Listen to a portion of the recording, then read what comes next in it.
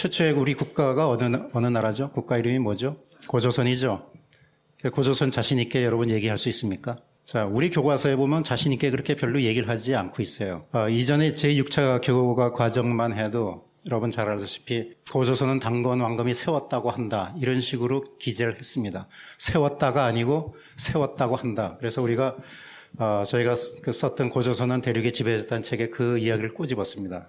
그랬더니 그것을 국회의원이 이제 국회에서 교육부 장관을 불러가지고 이게 고등학교 학생들을 가르치는 교재에 역사 교과서에 이런 식으로 세웠으면 세웠고 아니면 아니지 세웠다고 한다. 마치 남의 나라 얘기하듯이 이런 식으로 하면 되겠느냐. 이렇게 불러서 한 이후에 7차 교육 과정에서는 고조선은 단군 왕감이 세워졌다고로 바뀌었습니다.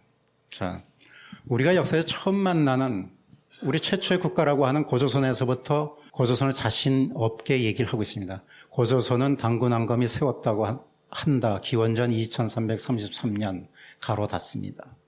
자, 이 얘기는 뭐냐 하면은 그것을 집필한 사람이라든지 또는 교육당국이라든지 이 사람들이 기원전 2333년에 고조선이 세워졌다는 것을 믿지 못하는 것이죠. 지금 학계 교과서에 나와 있는 것은 무엇입니까? 중국 사서에 나타나는 대로 기원전 한 7세기 정도에 세워진 것일 것이다.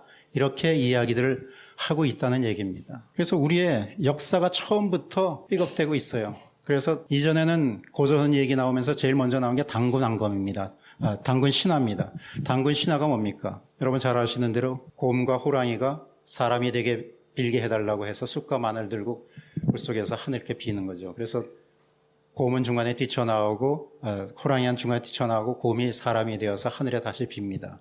혼인을 하게 해달라. 그래서 위에 있는 한웅께서 내려와서 웅녀와 혼인해서 낳은 것이 단군이다. 이렇게 나오는 게 우리 단군 신화입니다. 이렇게 얘기하면서 일제시대의 식민학자들도 뭐라고 얘기했습니까? 봐라. 단군 신화라는 게 거짓투성이다. 어떻게 곰이 사람이 될 수 있느냐. 그래서 단군 신화는 믿을 수 없는 것이다. 이렇게 우리 역사의 첫 단추를 엽니다. 그러면서 바로 시작되는 것이 뭡니까? 한사건 문제가 바로 나옵니다. 한사건이 뭡니까? 중국의 한 나라의 무제가 위만조선을 멸망시키고 그 땅에다가 사군을 설치했다. 낭낭진본이 힘든 현도라는 사군을 설치했다. 그 지역이 바로 평양을 중심으로 한 한반도 북부 지역이다. 이것이 우리 교과서에 나오고 옛날엔 지도까지 나왔습니다. 지금은 이제 이것이 많이 이제 한사군 문제가 그렇게 이제 부각이 되지는 않습니다만 이것이 이런 단군 신화라든지 한사군 문제 이것이 일제의 식민 사관이라고 할 수 있는 것이죠. 이것이 바로 일제가 한반도를 강점하기 위한 침략 사관입니다. 이것은 뭐 사실은 사관이라고 얘기할 수도 없는 논리죠. 단순한 것은 한반도를 강점하기 위한 수단으로 사용했다는 얘기입니다. 그래서 뭐 여러분 잘 아시는 대로 시라토리라든가 스다쇼키치, 뭐 이마니시, 이나바 이와기치 뭐 이런 무수한 일본의 식민사학자들에 의해서 이런 식민사관이 강조가 되게 됩니다. 그래서 한사건 문제, 그 다음에 또 하나 있죠. 남쪽에는 뭐가 있습니까? 임나일본부, 신공항우에서의 임나일본부, 한반도 남쪽의 낙동강 유역에 있는 김해 지역에 일본이 식민지를 해서 그것이 임나일본부다. 그래서 조선이라는 나라는 처음 시작부터 북쪽에는 한사건, 남쪽에는 임나일본부 이렇게 식민지로 시작됐다. 왜 이것을 일본이 강조했겠습니까? 바로 1910년 일제가 조선을 강점하기 위한 역사적인 조치입니다. 자, 너희 조선이라는 나라 봐라. 역사적으로 처음 시작할 때부터 외국의 식민지였다. 그래서 1910년 너희가 식민지 되는 것은 역사적인 당연한 귀결이다. 이런 식으로 이야기를 하고 있다는 것입니다. 자, 그 다음에 또 하나가 이제 삼국사기 초기 기록 불신론 같은 겁니다. 자, 우린 삼국사기, 김부식이 쓴 삼국사기에 보면 고구려 신라 백제가 언제 세워진 걸로 되어 있습니까? 기원전 57년, 기원전 37년, 기원전 18년 세워졌다고 분명히 이야기가 되고 있습니다. 그렇지만 일본 학자들은 이것을 거부하고 부정을 하죠. 이건 김부식이가 의도적으로 만들어낸 것이다. 그러면 언제냐? 기원 후 2세기, 기원 후 3세기, 신라 같은 경우는 기원 후 4세기 되어서야 국가가 성립되었다 이렇게 얘기하고 있죠.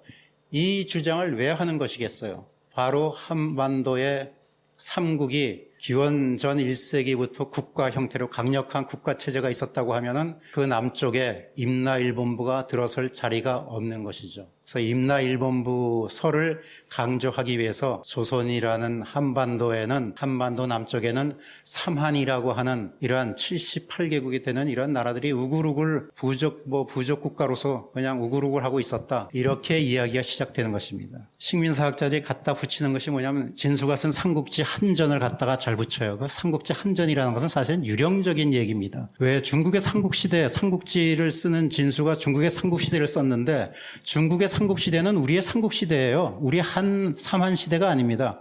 그런데도 삼국을 배제하고 삼한을 갖다가 중국의 삼국시대와 동류의 시대로 갖다 넣은 것이죠. 그리고 삼한이라는 정체도 상당히 불안정합니다. 78개국이 되는 나라가 우글우글 했다고 하면서 그 나라의 이름을 하나하나를 중국 사람이 어떻게 알았겠어요. 삼국에 대한 다른 실체는 모르면서 유독 국가 이름만 나열하고 있는 것을 보면은 삼국지 한전이 상당히 의도적인 책이라고 이제 볼 수가 있는 것이죠. 자, 이렇게 지금 식민사관의 요체가 몇 가지 얘기했습니다. 우선은 기본적으로 이제 고조선 문제, 고조선이 신화라는 문제, 그 다음에 당군 신화라는 문제, 그 다음에 한사군 문제, 그 다음에 임나일본부설, 삼국사기 초기력 불신론, 이런 것이 대개 일반적으로 이제 식민사관의 이제 요체라고 할 수 있는데 이것이 결과적으로는 지금 후에 나타나는 중국의 중화사관하고 일란성 쌍둥이라는 얘기입니다. 지금 중국의 중화사관, 우리가 이제 흔히 쉽게 접하는 동북공정이라는 것도 결국은 이 언저리에서 같이 이루어지고 있습니다. 이것으로 인해서 우리 역사가 상당히 축소가 되는 것이죠. 자, 중국에서 지금 얘기하고 있는 동북공정의 속내를 한번 얘기를 해보십시다. 동북공정이라는 것은 사실은 역사적인 이야기입니다만은 그 이면에는 정치적인 이야기가 많이 들어 있습니다. 중국에서 가장 큰 지금 문제, 중국은 지금 세계 패권주의로 나가고 있죠. 미국보다 오히려 자기네가 앞서가지고 더 세계 패권주의로 나가겠다고 이렇게 하고 있습니다. 또 세계에서 가장 경제 성장이 빠른 국가로 되어 있습니다. 매년 7, 8%의 성장에 대가는 폭풍 같은 질주를 하고 있는 나라가 바로 중국이죠. 이 중국이 가장 아픈 아킬레스건 상처가 있습니다. 뭡니까? 바로 소수민족 문제입니다. 중국에서 소수민족 문제는 오늘 어제 오늘의 일이 아니었죠. 중국의 소수민족 문제 뭡니까? 가장 비근한 예로 티벳 문제라든지 신강 위구르 문제. 이 문제는 거기 아직 사회주의 체제고 하기 때문에 우리한테 100% 다 알려지지 않았지만 지금도 수많은 폭탄 테러들이 일어나고 있는 것이 바로 그러한 소수민족의 문제고 그다음에 티벳과 신강 위구르의 문제입니다. 이런 소수민족, 중국은 여러분 아시다시피 55개 소수민족과 한족 합쳐서 56개 민족으로 구성되어 있죠. 여기에서 지금 얘기한 대로 티벳의 문제, 신강 위구르 문제, 중국은 그렇게 만만치 않습니다. 여기에다가 또 하나 중국을 보이지 않게 억압하는 세력이 있습니다. 바로 우리가 흔히 조선족이라고 하는 제중동포입니다. 제중동포 200만이 중국 땅에 살고 있습니다. 자, 다른 소수민족들은 실체가 없어요. 만주족 뒤에 백그라운드 된 실체가 없습니다. 그런데 소위 조선족이라고 하는 제중동포들은 뒤에 백그라운드가 있어요. 북한이 있고 대한민국이 있습니다. 여러분 잘 알다시피 조선족 이분들이 한국에 와가지고 3D 업종에 종사하고 있지만 여기서 다 돈 벌어가지고 중국에 가서는 잘 사는 소수민족으로 가서 그 돈 벌은 돈 가지고 식당도 하고 택시도 사고 해가지고 나름 잘 사는 소수민족으로 나가고 있습니다. 이 백그라운드가 있다는 것이죠. 자, 이런 상황에서 결과적으로 앞으로 중국의 문제가 이 조선족이라고 하는 제중동포 문제가 중국으로서는 호락호락하지 않다는 얘기입니다. 자, 그래서 이 동북공정은 중국에서 얘기하는 서남공정이라든지 서북공정, 서남공정은 티벳을 얘기하는 것이고요. 서북공정은 신강 위구르에 대한 역사공정입니다. 자, 그런데 중국 사람이 재미있는 역사관을 하나 만들어냈어요. 자기네가 창조해냈죠. 사실 역사관이라고 볼 수도 없는 소위 속지주의라는 역사관입니다. 속지주의가 뭐냐?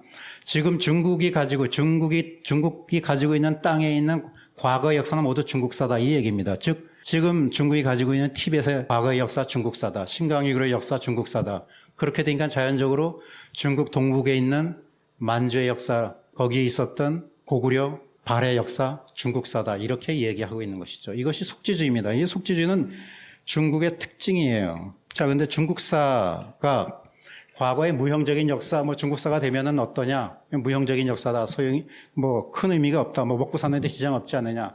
그런데 역사를 빼앗기게 되면 무슨 일이 있냐면 거기는 사람까지 빼앗기게 됩니다. 무슨 얘기냐 하면 고구려사가 중국사가 된다고 하면은 고구려의 인물이었던 연개소문, 을지문덕, 주몽 이런 사람들이 중국 사람이 된다는 얘기입니다. 중국 사람들은 징기스칸을 중국 사람이라고 전 세계에 떠들고 다닙니다. 그래서 서양에서는 징기스칸이 중국 사람인 줄 알고 있어요. 몽골 사람들이 징기스칸은 뭐 정신적인 지주죠. 그런 사람을 갖다가 징기스칸은 중국 사람이다 이렇게 하는 상당히 속상해 하죠. 이것이 현실입니다.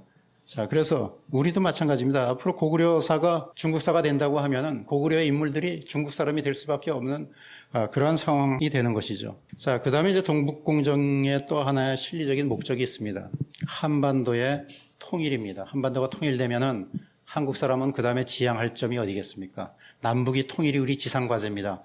지상과제가 해결되면 그 다음 한국 사람이 지향할 곳은 어디겠습니까? 바로 만주 땅인 것이죠. 중국 땅인 것이죠.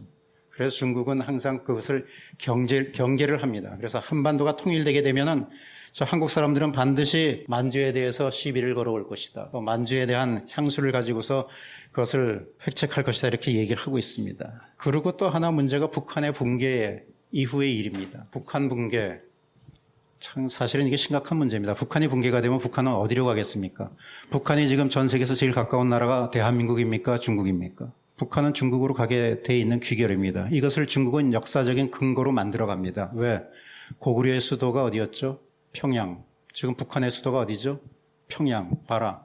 평양, 북한 이것은 다 우리의 역사 무대다. 이것이 중국의 역사적인 이론을 세워가는 깃대입니다. 자, 이것이 지금 현재 이제 여러분 잘 아는 대로 지금 여기가 이제 요하고요. 여기가 이제 북경이고 여러분 잘 아는데 여기가 중국이 얘기하는 홍산 문화 유적입니다. 이 새로운 그 문화 유적지가 우리는 이때까지 우리 역사에서 이 고조선은 압록강을 건너가지 못했다 이렇게 돼 있죠. 그래서 그 압록강에 있는 미송리 토기 이것을 고조선의 최북단의 유적으로 이제 이해를 하고 있습니다. 그 다음에 고구려는 요하를 건너가지 못했다 이렇게 이야기를 하고 있습니다. 자, 그런데 이 지도를 한번 봅시다. 우리 고구려 삼국사기에 보면은 모본왕 2년 AD 49년이면 고구려 초기입니다. 고구려 초기에 모본왕이 우북평, 어양, 상곡, 심지어 태원까지 공격했다는 기록이 삼국사기에 나옵니다. 우리 교과서에 이런 거 한 줄도 없죠. 우리가 어떻게 북경이 있는 이 지역, 베이징이 있는 이 지역까지 공격해 들어갔다. 우리는 어디를 건너가지 못했다. 요하를 건너가지, 고구려는 요하를 건너가지 못했는데 이런 얘기를 합니다. 이 얘기 모본왕 그 다음 하나 더 또 있습니다. 바로 태조 대왕입니다. 자, 고구려 태조왕 때 태조왕 3년 AD 55년입니다. 그거부터 6년 후입니다. 그때 태조왕 때 요소 지역에 10개의 성을 쌓았다 이렇게 돼 있습니다. 자, 아까 모본왕 때 거는 그저 단순히 한번 공격해 들어갔다가 빠졌으니까 이것은 뭐 우리 땅이고 우리 영토가 아니라고 생각할 수 있지만은 바로 태조왕이 들어간 데는 요소 지역을 들어가서 어딘지 모르지만 10개의 성을 쌓았다 이렇게 돼 있어요. 10개의 성을 쌓았다는 건 뭡니까? 그 땅을 점령하고 그 땅을 지킬 의도를 가지고 성을 쌓았다는 얘기입니다. 이것이 고구려의 전성기인 광개토 태왕 때도 아니고 고구려의 초기 AD 1세기 때 이야기입니다. 이것이 어디에 있느냐? 삼국사기에 있어요. 김부식이 쓴 삼국사기에 있습니다. 그럼 김부식이 이걸 창작해내느냐? 그렇지 않습니다.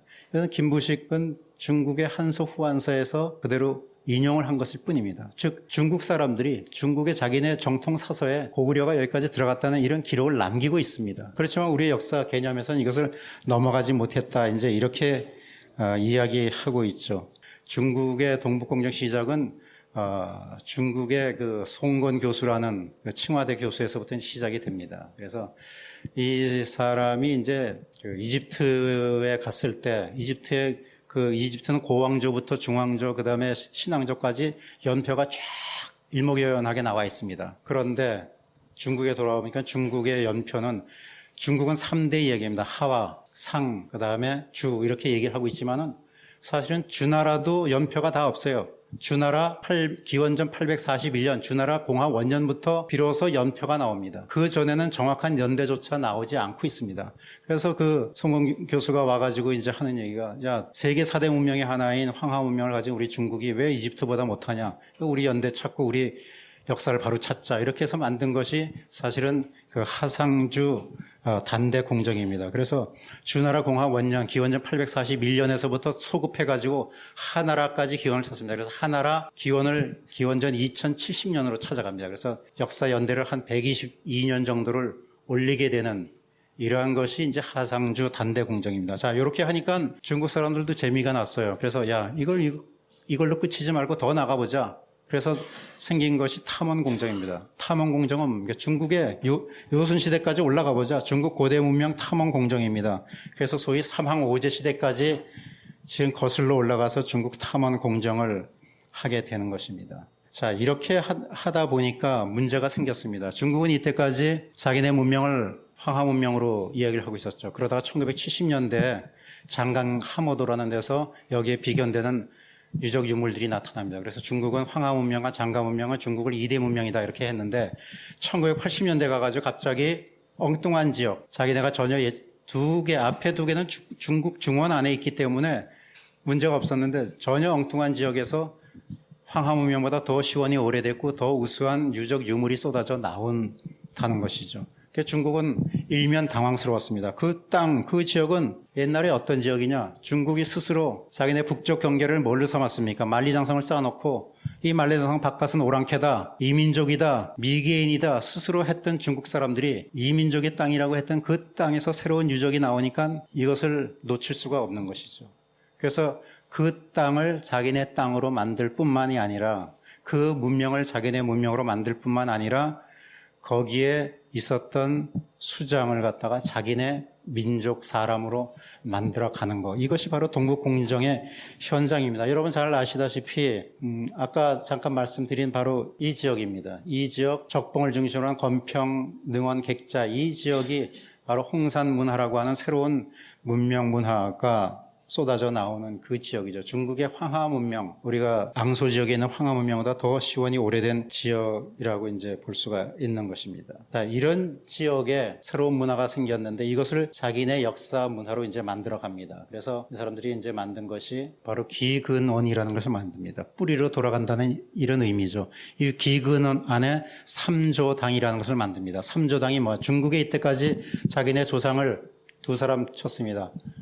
황제 헌원 씨하고 염제 신농 씨 두 사람을 자기네 조상으로 했다가 이 지역의 수장이었던 치우는 사실은 중국의 시조라고 하는 황제 헌원 씨하고 서로 대척해서 싸웠던 탕록에서 싸웠던 그런 인물입니다. 즉 황제로부터는 적국의 수장이었죠. 그 수장까지도 역사 왜곡을 통해서 자기네 조상으로 만들어갑니다. 왜? 그 지역에 아까 살았던 이 홍산 문명을 자기네 문명으로 만들기 위한 그런 상황입니다. 황제 헌원 씨 그 벽화를 그 안에 가면 이렇게 그려놨어요. 황제 헌원 씨 황제는 전설 중에 중국의 중원의 각 민족의 공동 조상이면서 성은 희씨고 호는 헌원 씨다. 이거는 중국 사람이 자기네가 이제 얘기하는 것에 대해서 뭐라고 얘기할 필요가 없습니다. 자, 그런데 문제는 동이족의 수장이었던 치우. 아마 치우는 여러분은 다 아실 겁니다. 치우 천황이 누군지. 학생들은 사실 치우 얘기해주면 치우가 누군지 몰라요. 그냥 2002년도에 월드컵 때 치우 깃발이 동원되어 왔었다. 이 정도만 알고 있는 거죠. 자, 치우라는 인물. 이건 동이족의 수장이었고, 아까 얘기한 대로 황제와 싸웠던 그런 인물입니다. 그런데 이 사람들이 요걸 그대로 거기다 써놨더라고요. 그래서 요걸 사실 벽화 옆에다 써놓지 않았어야지 이게 깜짝같이 속아 넘어가는 건데, 저희도 처음에는 몰랐어요. 글씨가 작아서 몰랐다가 사진을 찍어온 다음에 확대해서 보니까 그렇게 돼 있어요. 치우를 소개한 중국의 사서의 글입니다. 치우는 전설적인 중국의 상고시대 사신이다. 사특한 신이다. 이게 실제로 지금 자기네 말대로 자기네 조상이라고 하면 자기네 조상한테 사특한 신이라고 얘기를 못 하겠죠. 자, 시구려족이고 동이 집단이고 거기에 수령인데 치우는 81형제가 있는지 81시족을 말하는 것이고 동두철액. 올해 잘하는 대로 머리는 동으로 감싸고 이마는 철로 감쌌다. 요즘으로 치면 투구를 썼다는 그런 뜻이겠죠. 신통광대에서 능히 바람을 불고 비를 내렸는데 금속재로서 무기를 만들었는데 그 장비가 매우 우량하다. 이렇게 중국 기록에 이야기를 하고 있다는 얘기입니다. 이 기록, 금속재를 쓰고 그 무기가 우량하다. 이것은 뭡니까? 자기네 중국보다 치유가 가지고 있는 무기가 더 우량하다는 것을 스스로 인정한 것입니다. 자기네와 똑같은 무기를 가지고 있다고 하면 굳이 사서에다가 저런 걸 쓸 필요가 없는 것이죠. 자기네보다 더 우량한 그러한 무기를 가졌던 치유. 또 황제하고 대적했던 그 치유조차도 자기네 조상으로 만들어가고 있습니다. 이것이 지금 중국식의 역사 변조입니다. 이것이 우리가 흔히 쉽게 얘기해서 동북공정인데요. 이런 현장을 지금 우리는 여기에 대해서 대응을 하고 있지 못하다는 얘기입니다. 즉 우리는 이미 동북공정이 다 끝난 걸로 인식을 하고 있는 것이죠. 자, 여러분 잘 알다시피 우리가 처음에 이제 동북공정을 통해 가지고 고구려가 중국의 지방정권이라고 할 때 들끓고 일어났죠. 왜? 한국 사람의 자존심을 건드렸죠. 한국 사람의 5천 역사 가운데 가장 자랑스러운 역사가 바로 고구려의 역사고, 이 고구려가 만주 대륙을 호령하고 만주 벌판을 호령했던 그 역사인데, 이것을 중국이 자기네 역사라고 하니까 한국 사람이 열이 나가지고 으쌰으쌰 하면서 만든 것이 뭡니까? 고구려 역사재단을 만듭니다. 고구려 역사재단 만드니까 고구려만 가지고선 해결할 수 없으니까, 왜냐하면 발해 문제, 부여 문제, 고조선 문제가 다 연결되어 있는 거죠. 그래서 만든 것이 동북아 역사재단입니다. 그런데 동북아 역사재단에서 만들었는데 그것이 매년 국고 200억을 지원하는 그러한 국가단체입니다. 그런데 동북아 역사재단이 중국의 동북공정을 제대로 방어를 하고 있는지 우리가 다시 한번 생각해 볼 필요가 있다는 것이죠. 자, 이런 상황에서 지금 동북공정이 실시가 되고 있고 현장에선 그대로 진행되고 있습니다. 자, 이것을 한번 보시죠. 왕청현, 연길 위에 있는 왕청현에 가면 그 공원에 있습니다.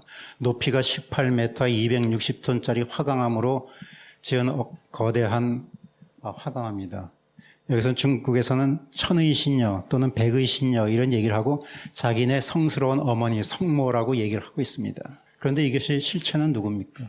바로 아까 단군 신화에서 잠깐 얘기했던 바로 웅녀 그 사람입니다. 즉 시체말로 하면 단군의 어머니입니다. 이 단군의 어머니를 중국 사람들은 동북공정을 통해서 자기네 조상 신으로, 조상의 어머니로 만들었습니다. 이걸 한번 보십시다. 얼마나 이 사람들이 세밀하게 만들었는지. 왼쪽에 들고 있는 것이 뭐예요? 왼쪽 손에 들고 있는 것이 마늘, 오른쪽 손에 들고 있는 것이 쑥입니다. 우리는 단군도 우리의 조상이 아니다. 단군은 신하다. 자, 그러면서 우리의 조상인 단군도 우리가 부정하고 있고, 학교 교정에 세워놨던 단군의 목도 우상숭배다해서 잘라버리고, 이런 상황에서 단군의 어머니인 웅녀, 또 그거보다 더 시원이 오래된 아까 얘기한 치우, 우리가 어물어물하고 돌보지 않는 사이에 전부 다 중국 사람이 돼 가고 있는 것입니다. 아까 얘기한 대로 조금 있으면은 아마 을지문덕이, 연개소문이, 주몽이 이제 중국 사람이라고 분명히 중국에서 이야기할 날이 얼마 멀지 않았을 것이죠.